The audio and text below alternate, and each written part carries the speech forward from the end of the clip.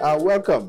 Today we are privileged to have with us Jacob van de Wiel of Feed and Fodder, who for the last 9 years have been producing feed and fodder for the Kenyan market. That's correct. Welcome to the sidelines of the first fodder conference in Kenya. Thank you very much. I feel very much welcome. Yeah.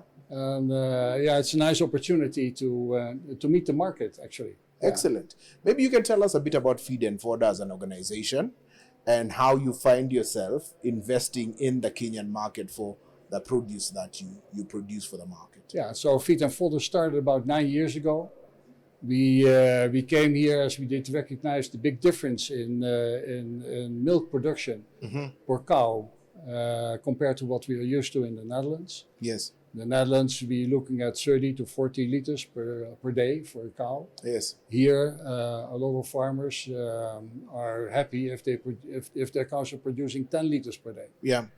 So that opens up a huge opportunity for uplifting that production, and there is also the income for smallholders. Yes. Yeah, as you well know, the biggest market share here is, or market share, 80% of the milk production is generated by smallholders, and so our company Feed and Fodder is actually focusing on that market segment. Okay, so that gap of between 20 and 30 liters per cow between what is produced in Netherlands and what the average Kenyan farmer produces. Fodder is a large component of that or reason for that gap? Well, in the Netherlands it is. Yeah. In the Netherlands, maize silage is one of the dominant parts of fodder. Okay. The unfortunate thing about that is that maize silage is also a bit expensive. Mm-hmm. In that sense, you have to generate 30 to 40 liters per day in order to really be able to afford it. Yes. Here in Kenya, if your cow is producing 10 liters per day, then it would be good to start using maize silage. Okay. But in addition to boma road and other forages which are cheaper. Yes. Which in the end makes the ration at a price available for a small to still make some money. Okay. So earlier on we were speaking about the cost of production inputs, and the opportunity that exists to reduce that cost. What do you see as some of the low-hanging fruit that we can tap into so that we can reduce the cost of production and hence increase the usage of products like what your company produces? Yeah. Well, that's actually an interesting question. There are two sides of it, right? One is the farming, the production of the crop itself. Yeah. There, I think the low-hanging fruit is the government reducing costs of inputs. A lot of inputs like machines and fertilizer are still being imported. So in order to reduce those costs, that would help significantly.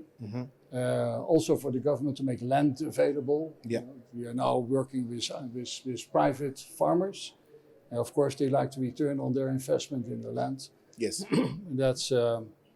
So that's one thing. And the other thing is what we are doing. So we are packaging the maize silage, and also in packaging the maize silage, we have been relying a lot on machinery.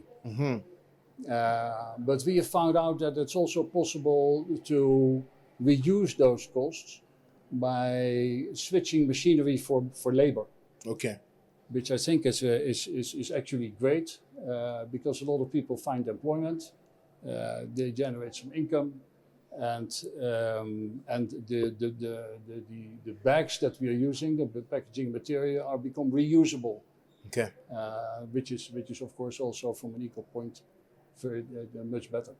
We spoke earlier about you're currently producing your fodder in what by Kenyan standards is high quality production areas, but you also spoke about underutilized or poorly utilized land, of which Kenya has a lot available. What would be required to unlock the value for fodder production in this land that is underutilized? Well, that's a good question. I think that would be a close cooperation with the Ministry of Agriculture Yes. and on allocating land which is located in an area which is close to Water the bodies. market, Yeah. Yeah. right? Because cost of transport, of course, is a great issue. Is an issue, Yes. and also supporting us in irrigation, Okay. right? So if we want to bridge the gap that exists when there are droughts, when there's less rain, we talk about 3 months, but there are also extended periods of droughts. If we can continue producing because of irrigation, then we have solved a big part of the problem. Okay. So, having been here 9 years and now being attuned to what the market is, if we are to tick all the right boxes going into the future, what do you see as the opportunity in this sector? Well, I think that there is lots of opportunity, right? Yeah. In the 9 years here, I've met a lot of cooperatives. Yes. A lot of cooperatives are complaining about the drop in their milk production to sometimes even 30% of what they used to. Yeah. That's not necessary, right? Cows like constant food, the same food every day. Of course, a bit dependent on the age in which they are and with the phase of their life. Yeah. And but it's basically every day the same food, so we can make that available. And so it's not necessary to see the drop in milk production. So it allow us to produce, allow us to distribute, and closely work with cooperatives, closely work with the government, and then I think that problem can be solved to a significant extent. Okay. You highlighted that a huge opportunity for you sits in partnering with government, because being an agricultural sector, you're very policy dependent. Yeah. If I gave you the opportunity now, what would you like to say to government? What I'd like to say to the government. Yes, in terms of so the I'd like to say to the government, make land available. Okay. Make land available in places whereby there are a lot of where there are a lot of small scale farmers. Yeah. And so that we can centralize. If you want to do proper low cost farming, you have to do that on a large scale. You have to use combine harvesters in order to really chop the silage and crush the kernels of the maize. Yes. In a way that makes the nutritious value available. Okay. And so it's important to have that available where a lot of small scale farmers are, being able to distribute it at low transport costs. Okay.